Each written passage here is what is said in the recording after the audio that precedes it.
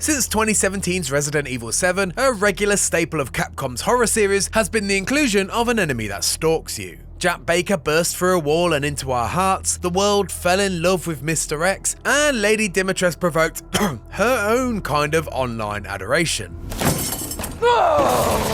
Resident Evil Requiem appears to be keeping up this tradition, with its own take on the hulking, relentless pursuer. And so far, from my small 20-minute sample at Gamescom 2025, it feels like Capcom has created a new, lumbering foe that more than lives up to the mantle of a Resident Evil stalker.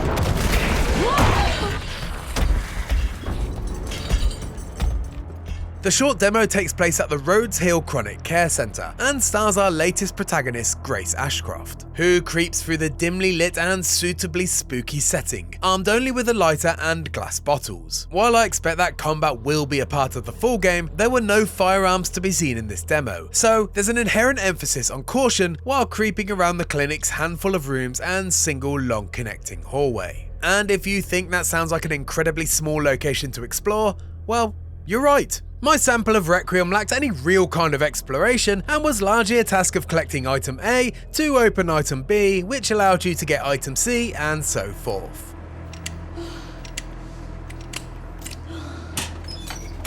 All sounds simple enough, right? Well, in classic survival horror fashion, your uneasy confidence is quickly jump scared out of existence upon the arrival of the as yet unnamed stalker enemy. After Grace discovers a lifeless zombie, or infected in her words, a hulking claw lurches into frame to manhandle the corpse. The camera lifts just as the creature plunges its teeth into the zombie's skull, both demonstrating the beast's sheer mass and how it has little consideration for the iconic fodder of the series. This new stalker is Lady D tall, with the frame of Resident Evil's Lisa Trevor and the vice-like jaw of a Wendigo. She has bulbous eyes, claws for hands, and a Quasimodo-like posture. Once unleashed, this stalker, like its recent relatives, is persistent, promptly reacting to the sounds, sights, and smells of Grace.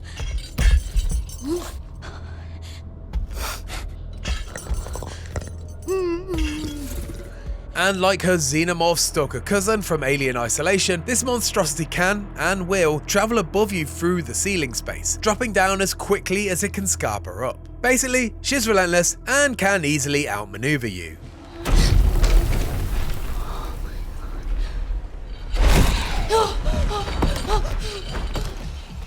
Fortunately, there are a few tools in Grace's arsenal that can help you survive though. The first being the aforementioned glass bottle. As you might expect, they're primarily used as a distraction tool, drawing the stalker's attention to the other end of the hallway and buying you time to slip past. It can also, in theory, be used as a weapon, although I'm not sure I'd recommend it. As with most stalking enemies, you can't kill or even damage Grace's pursuer. Perhaps Grace's most valuable weapon though, as you might have gathered by now, is sneaking. While crouching, you are afforded some moments of mercy as you take advantage of whatever small pockets of space you can find, be that under tables or behind corners. It's a useful skill, particularly in the nurse's station room, when drawing the attention of the beast is inevitable due to a scripted sequence. It does, however, only buy you a moment to slip by, and even when you reach a safer spot, flicking open your lighter to illuminate the darkness will draw the stalker's attention back to you. Creep as much as you wish, but your pursuer is always hot on your heels, no matter how carefully you tread.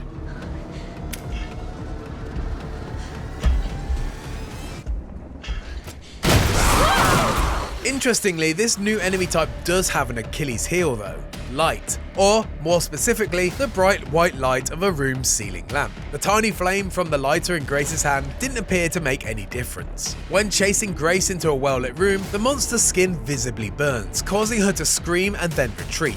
Not only does this put some of the power back into your hands, but it's also a nice interpretation of the rules of Resident Evil's safe rooms. If you've ever seen Mr. X's bizarre backpedaling when confronted with a safe room, you'll know this change is a welcome one, adding some well overdue logic to the classic gameplay trope that magically blocks a stalker from entering your safe haven.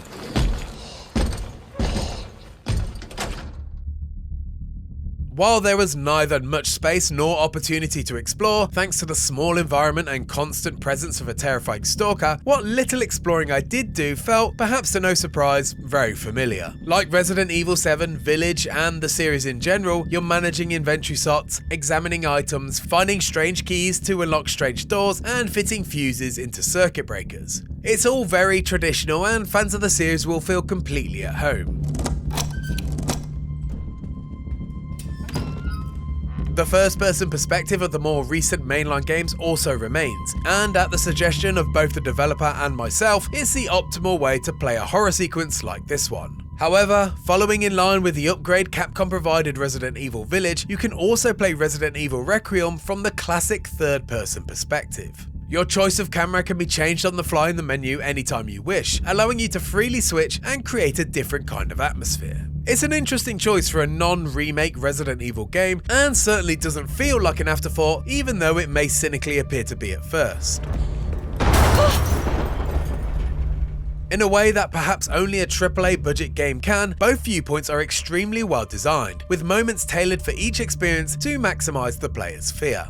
In first person, the stalker looms larger and feels significantly more imposing, with the restricted field of vision allowing for scripted scares to have more impact. During the demo, you're forced to make some noise by moving a cart across the room to create a step to reach your next item of importance. With the more focused first-person viewpoint, mid-action you're treated to a giant, claw-shaped signifier of the beast's impending arrival scraping past the window. It's a panic-inducing moment, and one that loses its power when your hyper-specific point of view is opened up wide by a third-person camera.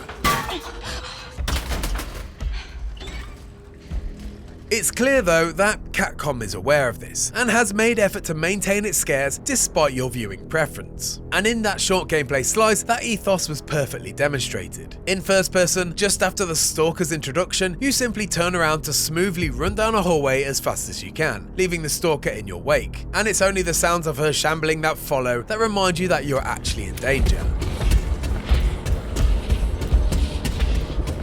In third person, however, perspective-specific animations have Grace stumble and fall, building up the tension to make up for the reduced level of threat produced by the wider, vision-granting perspective. It's a lovely touch, and something I'm hoping to see a ton more of in the full game, hopefully providing ample amounts of horror despite your perspective preference. Hey!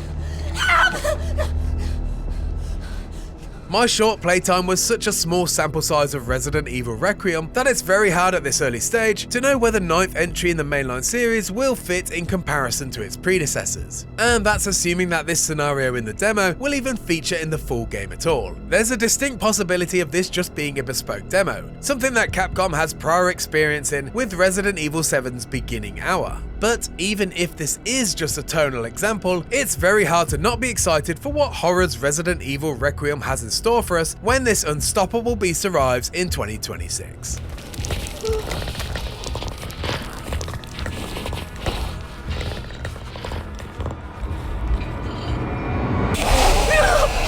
And if you like that video and you want to learn more about Resident Evil Requiem, why not check out the entire history of Raccoon City, getting you up to speed on everything you need to know about Requiem's key location. And for everything else Resident Evil, be sure to stick with IGN.